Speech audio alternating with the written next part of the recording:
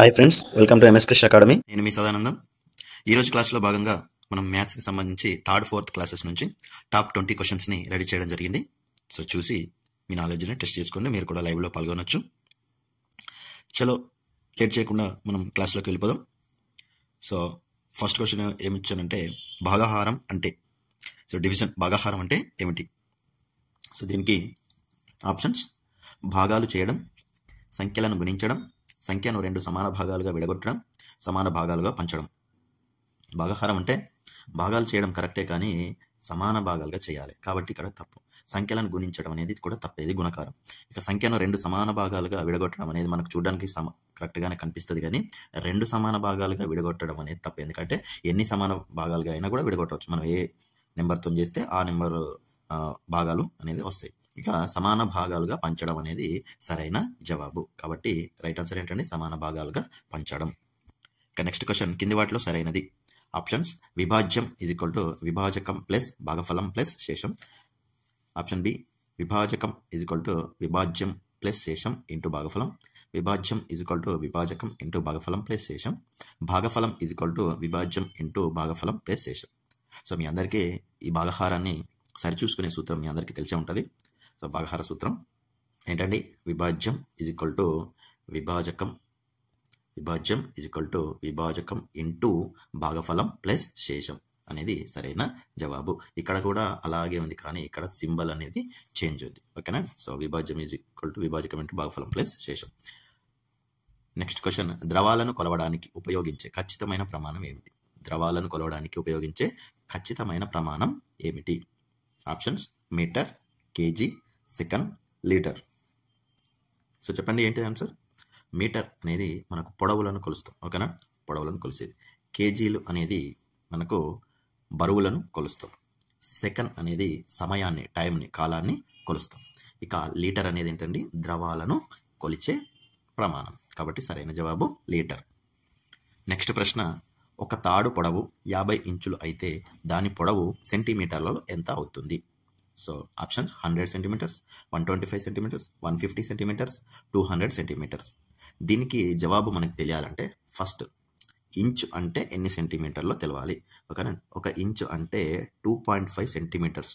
ఓకేనా? 2.5 సెంటీమీటర్లు.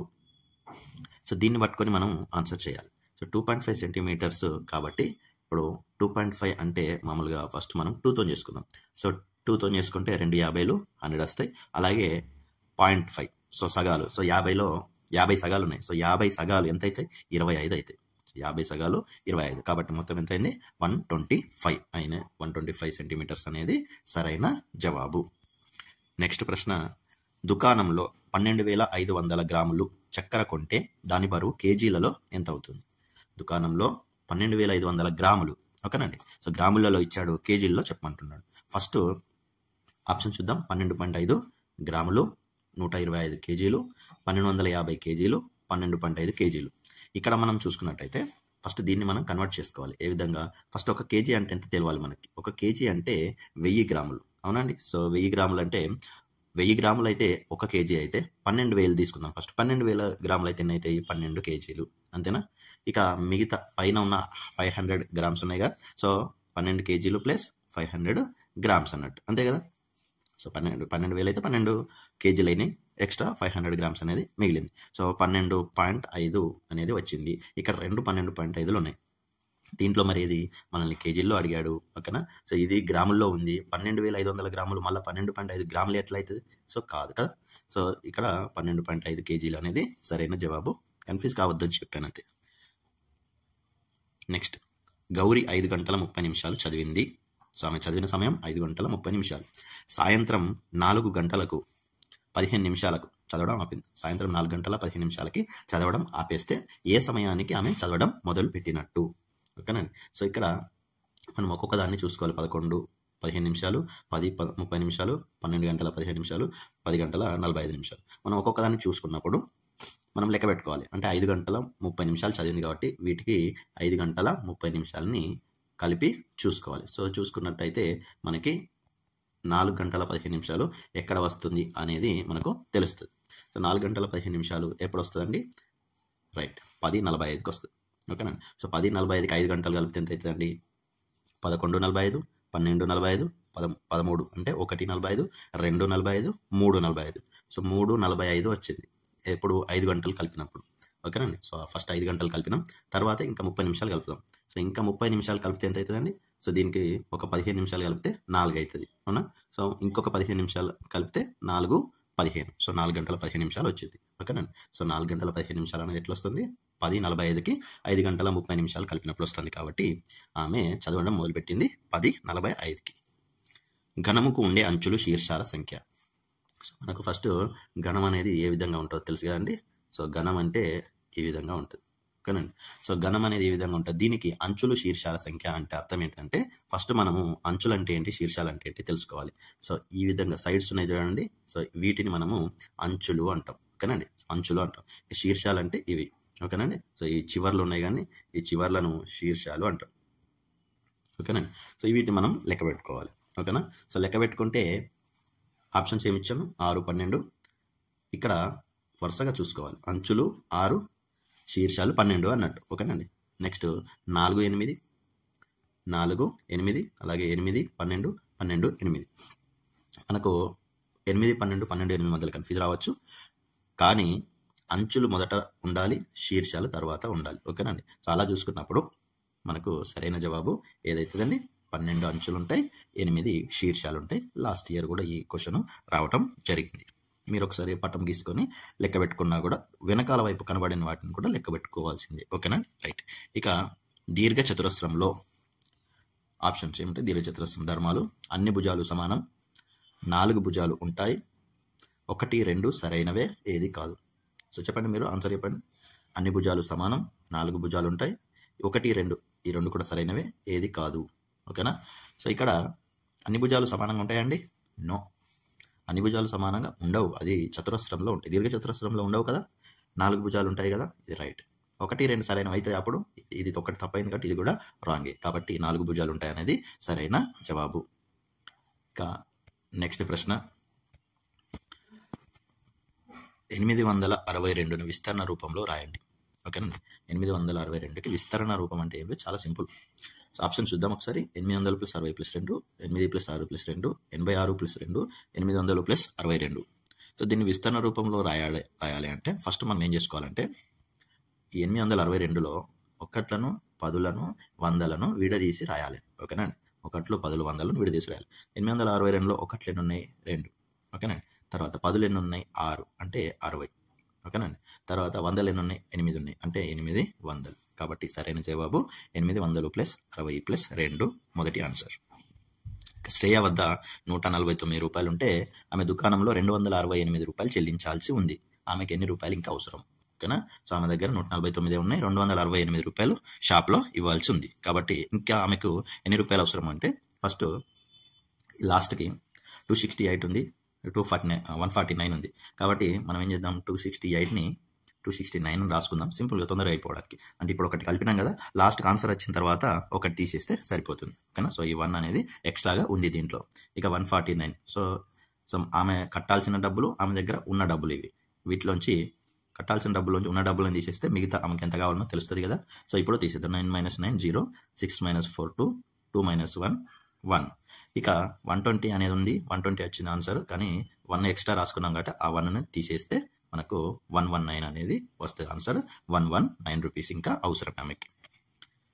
ఒక మేక బరువు 27 kgs.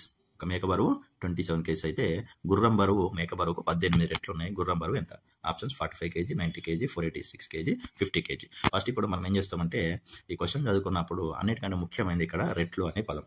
ఓకేనండి. అది తెలియకపోతే మనము ఏం చేస్తాం? 27 + 18 ఇలా చేసేస్తే మనకు 20 + 10 30 45 వస్తుంది. సో ఫస్ట్ ఆప్షన్ అదే ఉంది కాబట్టి అదే పెట్టేస్తాం, కానీ ఇది రాంగ్. ఓకేనా. సో ఈ విధంగా మనకు టర్మినాలజీ తెలియకపోతే కష్టం. సో రెట్లు అంటే అర్థం ఏంటంటే ఇంటూ అని గుర్తుపెట్టుకోండి. ఓకేనా. రెట్టింపు చేయడం అంటే దాన్ని గుణించడం, హెచ్చవేత, గుణించడం, పెంచడం అన్నట్టు. సో 27 × 18 చేయాలి. ఓకేనా. రెట్లు అని వచ్చినప్పుడు 27కు 18 రెట్లు అంటే 27ను 18 సార్లు గుణించాలి, లేదా 27ను 18 సార్లు మనము కూడాలి అన్నట్టు. 27 27 27 అని రాసుకుంటే 18 సార్లు కూడాలి, లేదా 27 × 18 చేయాలి. ఇట్లా చేస్తే 486 kg అనేది వస్తుంది.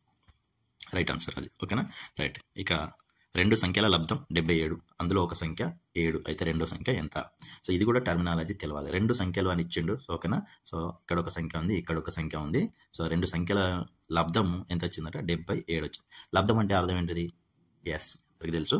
లబ్ధం అంటే ఏంటిదండి? ఇంటూ. సో లబ్ధం అంటే ఇంటూ. ఇప్పుడు మనము ఏం చేయాలి?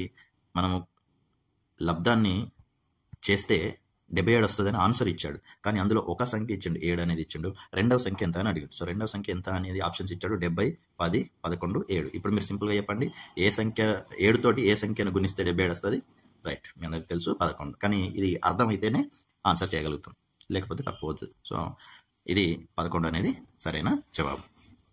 నెక్స్ట్, రాజేంద్ర 954 రూపాయలతో కొన్ని పుస్తకాలు కొన్నాడంట. రాజేంద్ర 954 రూపాయలతో కొన్ని పుస్తకాలు కొన్నాడు. ప్రతి పుస్తకం 106 రూపాయలు అయితే అతను ఎన్ని పుస్తకాలు కొన్నాడు? ఆప్షన్స్ 12, 29, 9, 16.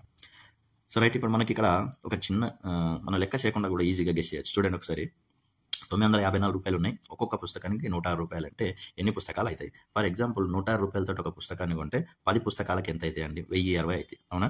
సో 1060 అవుతాయి అంటే 10 పుస్తకాల కంటే ఎక్కువ మనము కొనలేము, ఎందుకంటే ఉన్నాయి 954 రూపాయలే. ఓకేనా?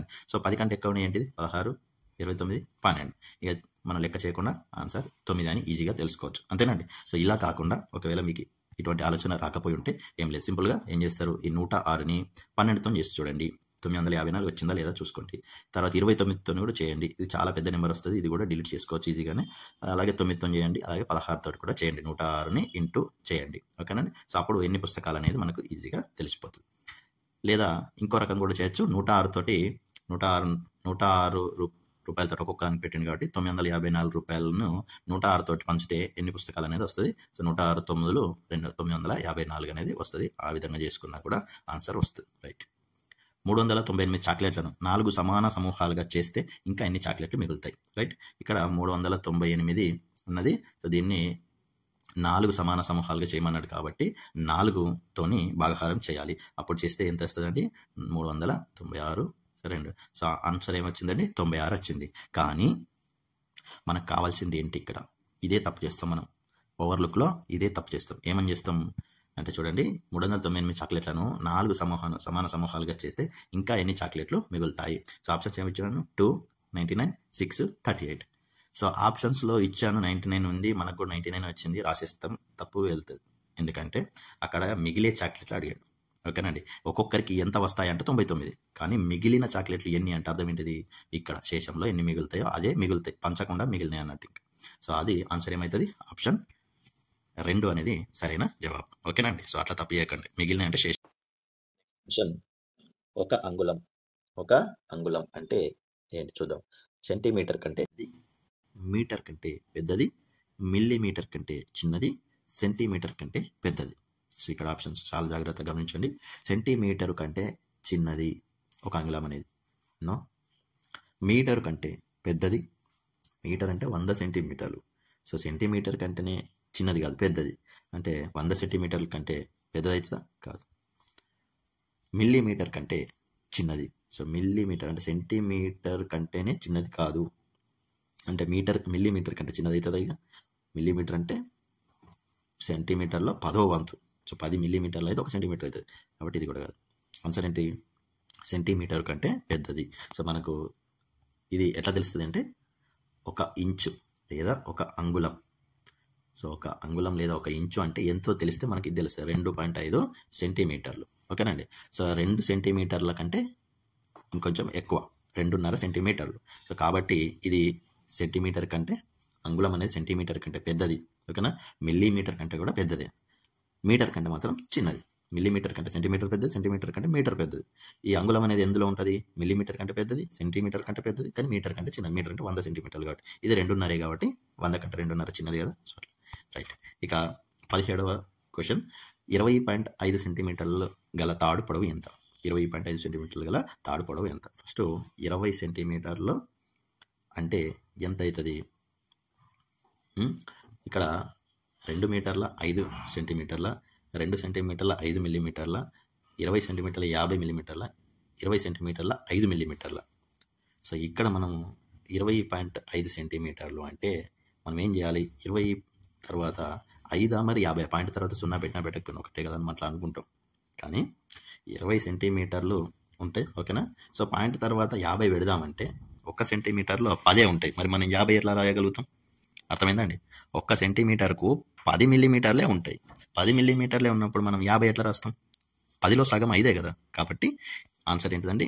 20 సెంటీమీటర్ల 5 మిల్లీమీటర్లు అన్నట్టు. సో ఇక్కడ సెంటీమీటర్ అని అర్థం ఇచ్చిందంటే ఇది పాయింట్కి ముందున్న దాన్ని రిప్రజెంట్ చేస్తుంది అనేది గమనించండి, ఓకేనా. లేకపోతే 20 మిల్లీమీటర్లు అనుకుంటాం, రైట్.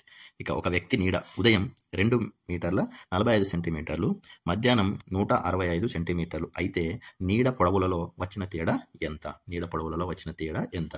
సో ఫస్ట్ వీటిని 2 మీటర్ల 45 సెంటీమీటర్లు, 165 సెంటీమీటర్లు. సో ఈ విధంగా ఉన్నప్పుడు మనం ఏం చేయొచ్చు? మరి దీన్ని తీసేస్తడం లేదా ప్లస్ చేయడం ఇట్లా చేస్తాం. మామూలుగా అయితే నీడ పొడవులో వచ్చిన తేడా అన్నాడు కాబట్టి సో తేడా అంటే మైనస్ చేయాలి. సో దీన్ని తీసేయాలి. మరి తీసేటప్పుడు ఇలా తీయగలుగుతామా? ఎందుకంటే ఇది 2 మీటర్ల 40 సెంటీమీటర్లు ఉన్నది, ఇది 160 సెంటీమీటర్లు. సో మీటర్ల నుంచి మనము సెంటీమీటర్లను డైరెక్ట్గా తీసేయలేము, ఓకేనండి. సో మనం ఏం చేయొచ్చు?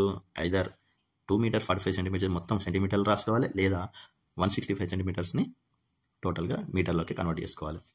సో అప్పుడు మాత్రమే చేయగలుగుతాం. సో ఇప్పుడు 2 మీటర్ల 45 సెంటీమీటర్లు అంటే 2 మీటర్ అంటే 100 సెంటీమీటర్లు కాబట్టి 2 మీటర్లు అంటే 200 ప్లస్ ఇది 40 సెంటీమీటర్లు అంటే 45, 40 సెంటీమీటర్లు అంటే 200, మొత్తం 245 అవుతాయి. సో ఈ 245లోంచి 165ను సెంటీమీటర్లలోనే ఉన్నాయి కాబట్టి ఇప్పుడు ఇవి 2 సెంటీమీటర్లే. సో ప్రమాణాలు సేమ్ ఉన్నప్పుడు మాత్రమే తీసేయగలుగుతాం, ఓకేనా. కూడగలుగుతాం. గుర్తుపెట్టుకోండి, ప్రమాణాలు ఒకే రకంగా ఉండాలి. సో ఇప్పుడు 245 మైనస్ 165 చేస్తే ఎంత వస్తుందండి?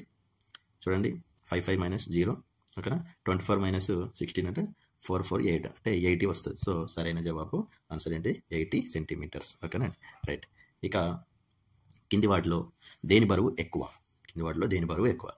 1 కేజీ ఇనుము డబ్బా, 1 కేజీ దూది మూట, 1 కేజీ బియ్యము, ఏది కాదు? సో ఇది చాలా సింపుల్ అండ్ లాజిక్, ఓకేనా. సో దేని బరువు ఎక్కువ అన్నాడు. ఇనుము ఎక్కువ ఉంటుందా, దూది ఎక్కువ ఉంటుందా, బియ్యం ఎక్కువ ఉంటుంది? ఏది ఉంటుందండి?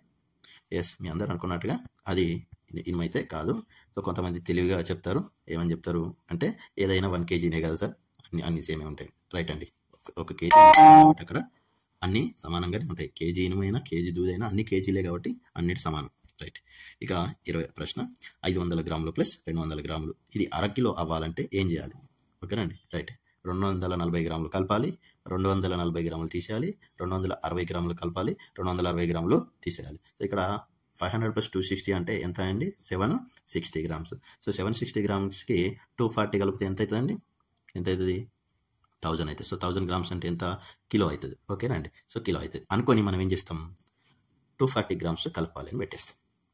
కానీ క్వశ్చన్ ఏమడిగాను?